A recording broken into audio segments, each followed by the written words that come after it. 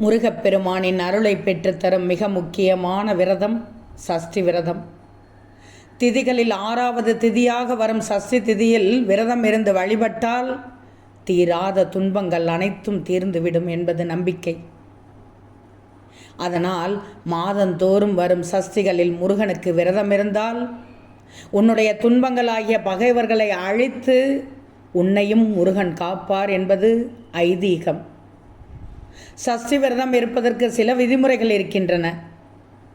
மிகவும் சக்தி வாய்ந்த சஷ்டி திதியில் உரிய முறையில் விரதம் இருந்து முருகனை வழிபட்டால் நினைத்தது நடக்கும், வேண்டியது கிடைக்கும் என்பது நம்பிக்கை.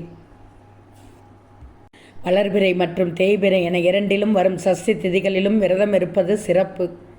முருகனின் அருளை பெறுவதற்கு சஷ்டி விரதம் இருப்பார்கள். சஷ்டியில் இருந்தால் அகப்பையில் வரும் என்பது பழமொழி. இதனால் குழந்தை இல்லாதவர்கள் மட்டுமே சஷ்டி விரதம் இருக்க வேண்டும் என்ற கருத்து நிலவிக் கொண்டிருக்கிறது.